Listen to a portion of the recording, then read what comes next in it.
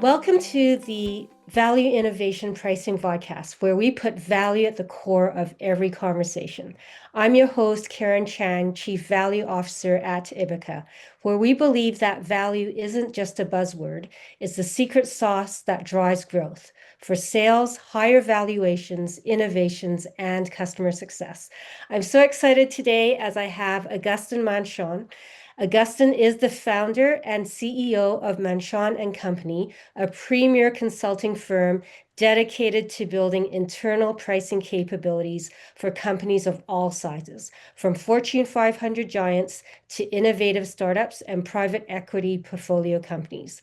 With offices in Toronto and Paris, Augustin's work bridges the best of American and European pricing practices, cross-pollinating ideas across continents and industries. Augustin's career is remarkable. He's recognized among the world's top pricing experts. Slipstream named him in the top 40 pricing influencers in the world, and he's the only French expert on that list.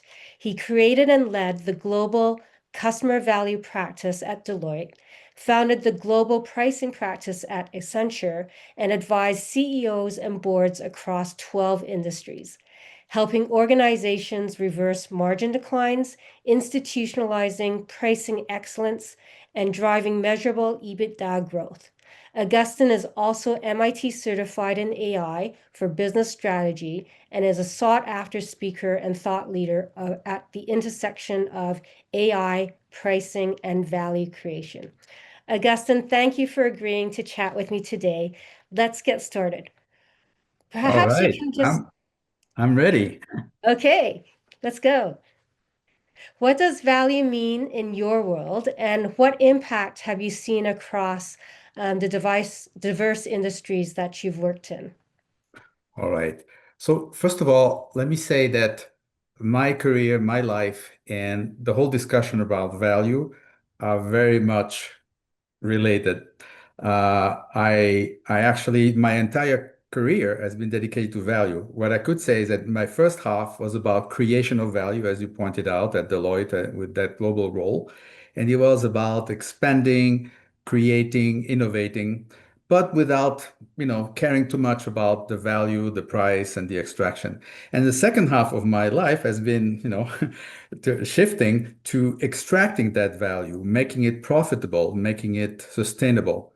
And so all my life, essentially, I've seen it as a dialogue. Value is a dialogue, has to be a dialogue with the customer. And very often, historically, in many, many cases, pricing is more a friction, it's a pressure, it's a power play, it's a choice between profit and volume, between your bottom line and the customer satisfaction. And that I think is wrong. That's fundamentally wrong. And all along, you need to create a dialogue, a correspondence, a sharing, a common understanding. And that's what I've been trying to do. And as you will see in different examples I will take, it's extremely rich. And I know you at Ibbaka have dedicated your life as well to formulating, to calculating, to communicating, to measuring how that value is created. Because we all underestimate it. We all see just a tiny piece of that whole spectrum. So your question is about value and how is it created or what we do about it, what I do about it. The first thing I should say before going too deep into value is that the world is changing. Everything is moving. There's uncertainty everywhere, especially now. And let me start with one aspect, which is new to me and new to many people, is the whole idea of scenario planning. Mm, Forever, you could have a static view of everything, including of value. And now you need to build scenarios because you don't know which scenario is going to have to be needed. And you don't have time when the scenario materializes to adjust to it. You need to be ready for it in advance. So scenario planning has been around. I was actually yeah. the head of scenario planning at Deloitte. I did a whole plan for United Airlines, and we had to plan even for something that would be COVID, but it took about 9 months to develop. Today, Mm, with AI, you can do scenarios very fast. You can yes. create personas, situations, and adjust the value for those different situations. So I want to point out that pricing has evolved, value has evolved, and adapting that value to different situations has evolved thanks to technology. That's the first thing I want to establish right off the bat. The second thing I want to say is that there are different dimensions to value, and you, Ibbaka, know that very well. You have created a system to formalize that. But let me explain to many other people who may not have heard about it that very often we all focus on functional aspects of value, the cost savings, the speed created, the quality differentiated, all those functional, rational, and the CFOs and the analytic, the engineers love that.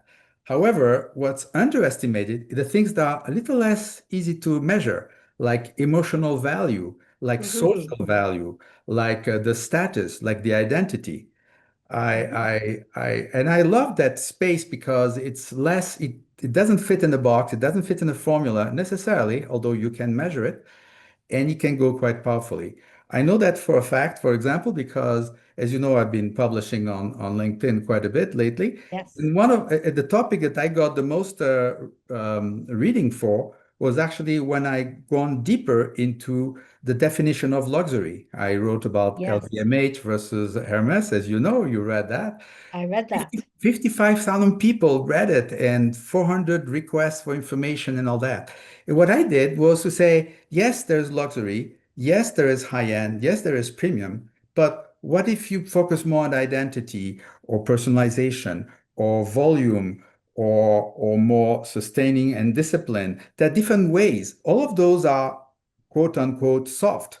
But you can build a whole strategy of a whole company, one of the richest companies in the world, around a different definition of value. And that's the value of value is that you can define your own uh, journey and your own identity among value. And the more you define that identity, the more it's specific to you, the more it's differentiated, the more you create the moat, but the more you have to be disciplined about it. So that's my basically second idea about value is make sure you know the different dimensions and don't underestimate those subtle, softer side because they can also be measured. They can also be differentiated. They can be communicated. And as you know, with Apple, VLMH, whatever, it can be extremely powerful and that differentiates and that creates margin by definition.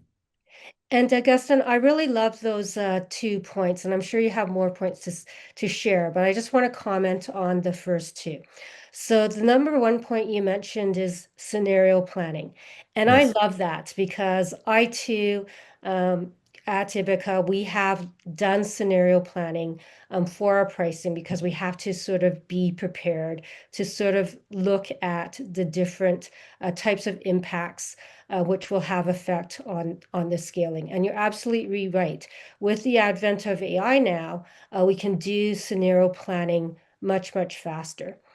Do you see that companies are beginning to really dive into the scenario planning side of things, or do you feel that they're still catching up?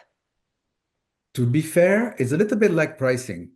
People uh, under pressure, they have to do it. There's inflation. Okay, I have to do pricing. Under pressure of different uncertainties. Okay, I heard scenario planning is a way to handle it. Let me do a little bit of it. But it's almost reluctantly. And in both cases, pricing and scenario planning is because it's misunderstood. Let me just say in a couple of words and scenarios. In scenario planning, you do not need to predict. You do not need to know what is right or wrong, what will happen or not happen. You just need to be ready for different Mm. scenarios. And defining those scenarios, it's a thing you do upfront.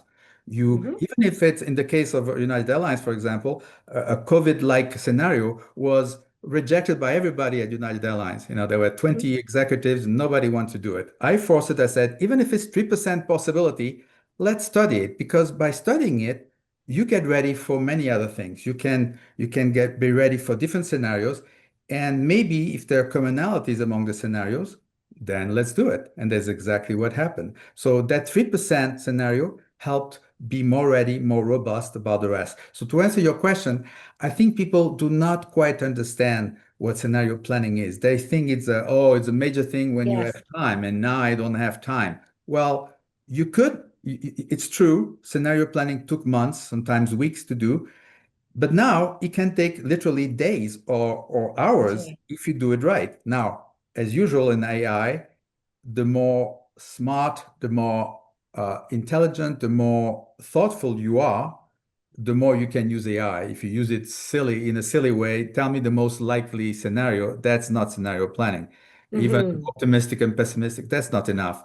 But if you do it in terms of what could happen and determining the dimensions, what are the two or three dimensions that encompass all the possibilities, that's very rich and that is powerful. Right now with the issues of supply chain, the issues of the Trump tariffs, the issues of geopolitics, all those Hmm. things, you cannot be ready in hours or days, but you can be ready in advance. So I think it's actually catching up, mostly because consulting firms have pushed for it and Hmm. mostly because AI can spread it. But I think the understanding of it is still something to be worked on. Yeah. We'll put it this way. The world has been facing a lot of external externalities, let's put it that Yes, way. that's for And sure. as a result, I think businesses have to be more aware and take advantage of scenario planning. I I like also when you love, say, I hmm? just want to add one point when you say externalities. There's externalities that happen very fast, like the ones you mentioned. There's externalities that are pushed aside, but are happening anyway, even if they're slow. Like, for example, sustainability, like, for Yes. example, demographics, like, for example, the low productivity level of companies. All those things, you see it coming. Why not prepare for it and take advantage of it in some cases? Sorry, I just wanted to add that element because it's not just about speed, it's also about thoughtfulness and encompassing more possibilities. Don't apologize, Augustine. It's always good to point out these details and people and have people be more considerate and aware of how they should be thinking about these things. And in terms of your second point, I also love that in the sense, and I did reach that article on luxury. Thank you for sharing that. Uh, Mm. as you say, it isn't just about the economic value in impact that we're creating for our customers and for our stakeholders.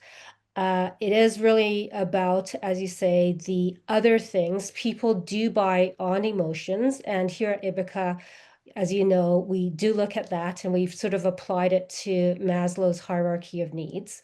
And Yes, then an area that I've been focused on is, as you say, citizens and community impact. Because as you yes. know, among the industries that you've worked in, sometimes the community citizens impact comes to the forefront and gives license to operate. Anything more that you want to sort of say before you go on to your other points? How many hours do we have? I'll say a couple of things that are not very common about when you go into the emotional, the identity, the social side of things. What happens is that not only because it's softer, therefore sometimes a little neglected, but it's also very different culturally. As you pointed out earlier, I spent half my career in Europe, half in North America, and even within Europe, you have such differences with Italians and Swedish and Germans. Um, and same thing in North America. Uh, the cultural aspects are tremendous. They are dealt with by multinationals, but usually through numbers and exchange rates and all that. But it can be dealt with as well culturally. And I started very early in my career. I had a project, I'll just say it quickly, for Renault, the car manufacturer. And I had enough budget so I can study the situation of how to buy a car, how to price a car Mm. different cultures. I had France, Brazil, and Spain for different situations economically. And I was amazed. I had a hard time reconciling. Are we talking about the same car, the same model, the same price, almost officially, the same marketing campaign? It was very different. The Mm. definition, for example, of safety in a car was different. It was more passive in some countries, more proactive in other ones. The definition of identity was different. The definition of service was different. So even though you can say, I'm a service-oriented company, you have to derive and explain and measure and explain and communicate differently in different countries. So I think it's a very rich reason to delve with those areas. And it's very, I will go very far and say, I'll give you an anecdote that shocked me. I thought at the beginning of my pricing career that it was about profit. Mm, If you have to summarize it, profit is the best way to summarize it, I thought. And I was dealing with two multinationals in the energy business. mm, And in North America, that was purely what I just said. In Asia, in particular Japanese, it was about sustainability. It was not 20 years, it was 40 years, 50 mm, years. It mm, was very different thing. Another project I had was about studying the high-end food. I had to buy major companies, $1 billion in Europe for a Japanese company again. And we spent 3 months defining what high end meant. mm, We couldn't agree. We were European say, well, of course, good food is this, this, and that. In France, in Germany already there was a problem, but in mhm. Japan, no, no, not quite so. 3 months to align what organoleptic quality and high-end food and all that. And it was the acquirer, Japan, and the Yeah. the the acquiree, Europe. They didn't agree, so we had to agree on that. So it's very rich, very diverse, sometimes difficult to understand, but very powerful if you do. And when we do, the best stories in the world, the best companies in the world, the Apples, the LVMH, whatever, have defined it. And secondly, we are talking about understanding it and measuring it, but it's also the discipline of sticking to it. And as you saw with Mm. Hermes and LVMH, there are nuances on how to do this. So value, as you said, is definition, is understanding, is communication, but is also discipline. Once you've made a choice, you're going to do this and not that. And I would almost say at some point, the discussion goes from defining value into going to values. What are your values? What are you ready to go to do or not do? And you mentioned earlier emotional aspects or social aspects. Believe me, a lot of barriers are crossed, a lot of things are not respected. Ethics, transparency, inclusion. I even wrote another my second last um, LinkedIn post was about inclusion. And as you know, the world is made of pressure, blackmailing, forcing things, invading, whatever you want to define geopolitics. But if you include, if you dialogue with the customer, if you absorb different aspects, if you understand different points of views, the definition of value can be much more powerful. So inclusion is more important than forcefulness. Yes, I think that is very much the case. We have to include our customers, as you say. We Yes. have to include our community. I think the other point that I really picked up here is, culture. Culture is really, really important. And I think that is something that oftentimes people overlook. Um, of course, for you who have worked with, globally, you sort of see this more, but it's a reminder for firms which are looking to expand into other markets that they really have to pay attention to culture and the values associated with that culture. Absolutely. Absolutely. Another thing, you talk about, I talked earlier about dialogue, and you talk about, we now both talk about inclusion. That inclusion, that dialogue, that alignment of interest with the customer goes quite deep. And I will speak about something else that I know is dear to your heart, Karen, Mhm. is the fact that you need to align everything with the customer. You need to align the interest, you need to align the incentives, you need to align the understanding. And I'll take one example that's actually rather recent in terms of explosion, which is the outcome-based pricing that Yes. everybody's talking about now. Is a little bit like scenario planning. I think I should consider that. Very quickly, they look, oh, it's too complicated. I'm not going to touch it. But I still believe that it's going to go from 5% today to probably 20 or 30% very soon. And again, AI helps. But more generally, outcome-based, what does it mean? It means that you need to agree in advance on what defines value. Believe me, that dialogue could take a long time. Well, I want this, yeah, but this is not how I define value. Well, let's agree on the common ground, and then we're going to start measuring it. And then you have to attribute when something happens, something positive happens or not, what was responsibility? Was it your problem? Was it because my recommendation was not followed? Was it because other things happened? Is it because two or three things converged to create that value and not just pricing?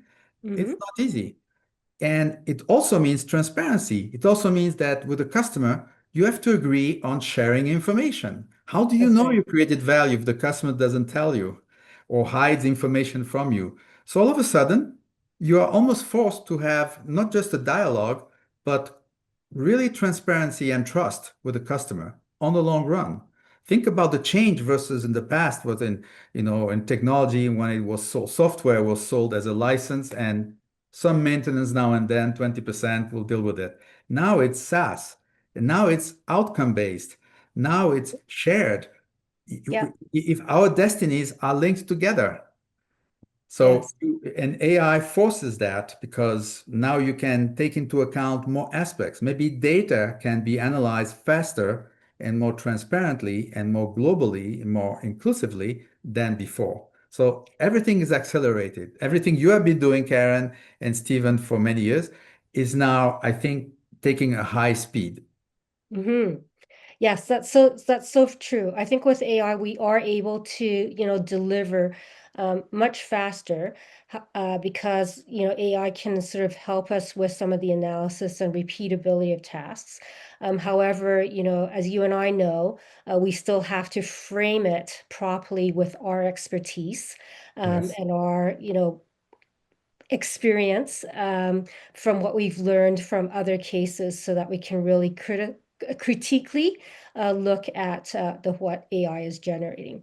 I think that what I loved about that sharing of transparency, I think, as you say, data and AI will also allow us to think further in terms of shared value creation, right? So we have this concept, as you know, with many of our customers, they're sometimes questioning, well, how can we really attribute, all of that value creation to this part of what we're doing?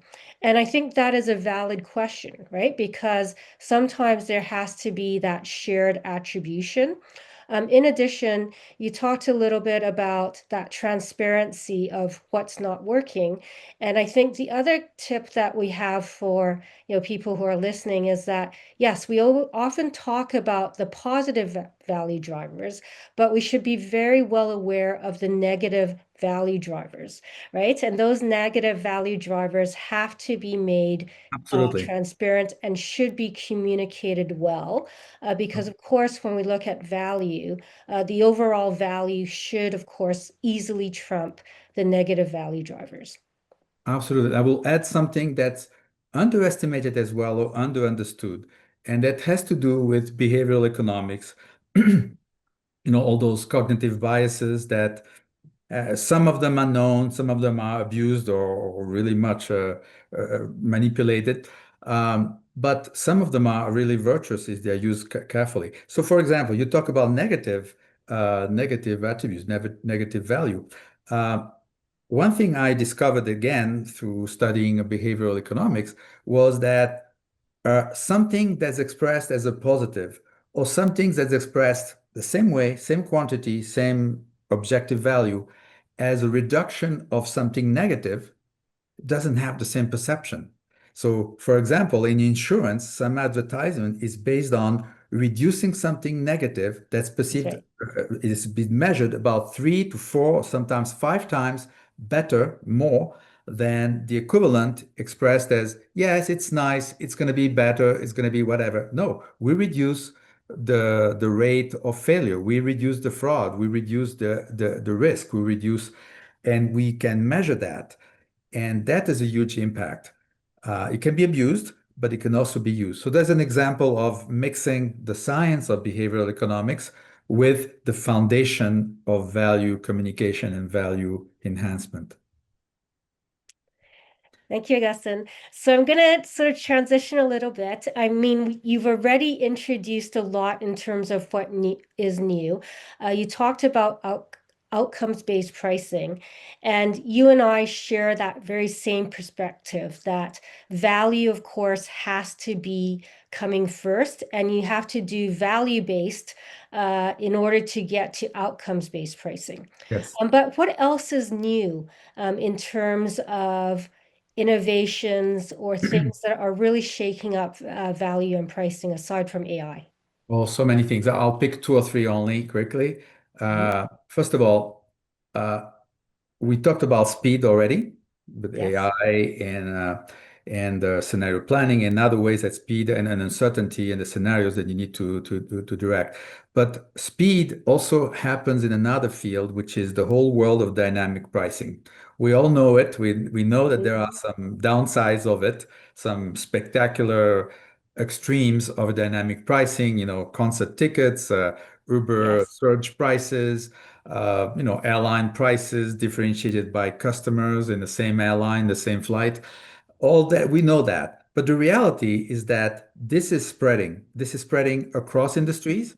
You have, let's take retail. Carrefour, a French larger retailer, second in the world after Walmart. Mhm. They now have thousands of products with prices changed during the day Wow. according to some contacts, whatever. Now, the idea is not new. I remember about 25 years ago working on 7-Eleven Japan. Why 7-Eleven Japan? Because it was the first retailer in the world that had three different prices and three different even ways to organize the store in the same Hmm. day because different crowds, working people or people at Ah. home, after work, pre-work, whatever, and they have three different prices. But they even went as far as having different price of umbrellas depending on if it rains or doesn't rain, something as silly as that. So, but that was without technology that we have today. Today with the technology, it goes so fast, something happens somewhere and you can start changing prices proactively. We all talk about commodities, oil and gas, whatever, but that's the extreme. But in the context, AI can pick up many more dimensions, many more elements of context, weak signals that may not be precise enough, but they may be sufficient to orient the price one way or the other. So to the point where you don't even know why the price went up and down. Even the people, that's surprising to me, the heads of pricing in some very well-known companies don't really know how to explain why the price went up and down because there's so many factors that are hidden. That already happened in airlines, but now it's happening in other Yes. fields. So, which brings up another topic, by the way, at the same speed as dynamic pricing is spreading, which is sometimes an abuse of the system, you have to develop governance. You have to develop rules. Mm. The most spectacular example was Uber, the surge, during the French explosions a few years ago. Um, uh, the price was surging, and the price to evacuate from a place where there was a bomb, there was no limit to the price. There was no assumption that there would be a limitation number of cars. So that needed to be, controlled. There need to be. So Yes. it's an example. There are many other examples with rules. For example, you could, it's not necessarily dynamic. It could be just position of power. You could increase the prices for medications for special diseases. And as you know, there was a spectacular case of a pharmaceutical company in Canada, unfortunately, that abuse the system. Well, a few people, they care about life. They're going to pay 20,000 or $200,000 for that medication. Well, shouldn't there be some limitations to that, some governance, some rules, some solidarity, some other principles, and that could also be monetizable, not necessarily negative, but needs to be established. So I think there's an explosion of dynamic pricing, an explosion of outcome-based pricing, an explosion of other AI-driven pricing, but it needs to be at the same speed as governance, rules, and values. So that's, I would say, one area where I think things are happening quite fast. Another one more technically now is a little bit related to all this is hybrid pricing. Yep. More companies, more industries are considering different, overlaying one or two or three, sometimes four ways of pricing. And with Hmm. AI, the AI itself, the core of AI features, the core of AI services, uh, do you price per token? Do you price per usage? Do you price per outcome? Again, the same outcome theme. But do you agree on the outcome? Well, with AI, we can measure the outcomes. Maybe you can go deeper into this. Uh, but you can accumulate different elements. Different elements can address the limitations of each of those ways of doing pricing. The fact that it's unpredictable, the fact that it's unfair, the fact that it's difficult to measure. That can be mitigated if you combine through hybrid pricing. So hybrid pricing, I predict, is going to be a big thing. Another quick thing is not directly related to pricing, but pricing has to evolve at the same speed is the whole agent world. As you know, Hmm. AI is moving to agents. Agents can Yes. do many things now. It's going to take the world, it's already taking the world by storm. Some countries and some companies, I'm still amazed by some clients who don't even know what agent is. And I'm talking about Mm. multinationals, French companies, maybe they're slower than North America, but more generally, agents is coming, and how do you price agents? But let, let me Hmm. let me point out one aspect where I like to combine, the softer side and the hard side, or the moral side and the monetizable side, is the issue that if you have agents that can now dialogue with each other, not just your own agents, but maybe agents of competition, agents of customers. It's a whole world that you don't quite control. What about collusion? What about if different agents of competitors realize that, wait a minute, if we all increase the price at the same time, it will work. Yes, it will work. Hmm. Morality, I don't know what will happen to that. So collusion is another issue. So old traditions of regulations will have to take a higher position, a higher, regulation will have to go at the speed of innovation. We already know that in Europe, maybe too much regulation versus North America. But I like that European stance, which is to understand in advance what may happen and regulate it without controlling too much innovation. That's another debate for another day. But lots of things are actually happening right now. You know, Augustine, I can sort of see the connections between everything that you're saying, right? Because you started off with scenario planning. And then with scenario planning, then I think we can also look at what is happening in the world in terms of, as you say, the externalities. But then we can already, seem to forecast that what are the needs, right? Some of the needs will be around fairness, as you say, transparency, inclusion. And then in order to allow that, then we really have to look at governance. So we're almost out of time. So one last question. What are your top, or what is your top recommendation for our viewers listening in today? Well, I think I talked a lot about major things, major trends, major concepts, and major opportunities going forward. But maybe I will finish with some more practical things. What do you do Monday morning when you go back to the office, considering all of that? Yes. So maybe that will ground us a little bit more. I would say the number one thing you need to do is to have some type of audit, some type of diagnostic, sometimes of a check. You want to do it with an external perspective, with a neutral perspective, with a customer-oriented perspective, an external in. Value, for example, should not be defined by you, should be defined by customers. As an example. Hmm. So that diagnostic needs to be done, and diagnostic not just for quick wins. Everybody thinks about quick wins, but also about the capabilities. Because sometimes you are as weak as your weakest element in the chain. If you are missing data, if you are missing governance, if you are missing a process, everything else you have built will fall apart because you are blindsided in some areas. So this audit is very important. The second thing I would say, pilot, experiment, try.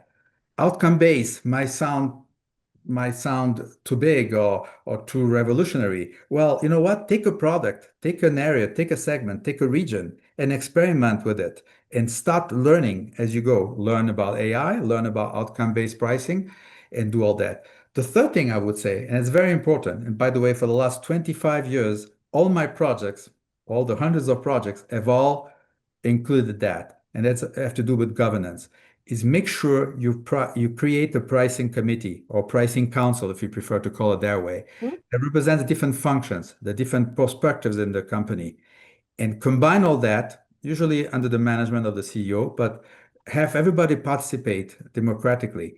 And that governance will become more important going forward. So you cannot leave pricing to sales. You cannot leave pricing to marketing. You cannot leave pricing to CFO or to IT. You have to combine and consult different perspectives now more than ever. Uh, and maybe I will say, I will finish again on AI. Really do experiment, do try. It's coming. It's going to take over many, many areas. And very quickly, you'll have to realize what you do with your pricing feature, sorry, with your features of AI. How do you price them? I'll just say one parting comment. What I anticipate is that at the same time, AI will will justify a tremendous inflation and deflation at the same time. What do I mean by that? With AI, Mm. you can do more, you can do better, you can do faster. Normally, in an old world, you should charge more, correct? You get more value, you are better than your competitors, you do Yes. more, I charge more. And some people are charging 20, 30, 40% more in some features. But at the same time, you realize you can do it faster and cheaper. Your competitors can do it cheaper than you. Maybe you Hmm. should charge less for it. I was leading a panel of consulting firms, about 200 consulting firms gathering in Paris about 3 weeks ago. And I was leading a panel on the business model implications of consulting with the AI world. And they were Hmm. large firms, EY, Deloitte, whatever, and SKP and all that, and smaller firms. What we realized and what I pushed for it is that the way you handle value going forward is going to be tremendously different. Yes. You cannot, you're going to have, for example, the juniors are going to mostly disappear in large consulting firms. You may have to be charged differently. You may have to go into subscription and hybrid pricing. That Yes. that's a huge change. It's a huge thing. So you need to anticipate those changes. You need to prepare for it, and you need to innovate and pilot and experiment. That's the only solution in an uncertain world. Thank you, Augustin. So the key message there is first assess, always assess and audit what you need to do, pilot and experiment. Mhm. And then the third is to really come back again to governance. And Yes. agreed, we always say this, pricing is not a one-person job. It's a team sport. So many companies that I know that we work with have begun to put together those pricing committees, because again, everyone has a stake in pricing. It is a very powerful lever for business, and so you need to get everyone on side, and then this will also lead to overall better governance. So that brings us to the end of this episode of our Value Innovation Pricing Vodcast. Thank you so much, Augustin. Uh, Thank you for we your attention. we truly And thank appreciate you for your all great questions. your stories and your practical wisdom. As highlighted, value and pricing are strategic levers for growth, resilience, and lasting customer impact. If you enjoyed today's conversation, please subscribe, give us feedback, reach out to us on LinkedIn. You can connect with me at Ibbaka, and of course for Augustin at Manchon and Company. But we look forward to having you visit us again. Take care, everyone. Take care. Bye.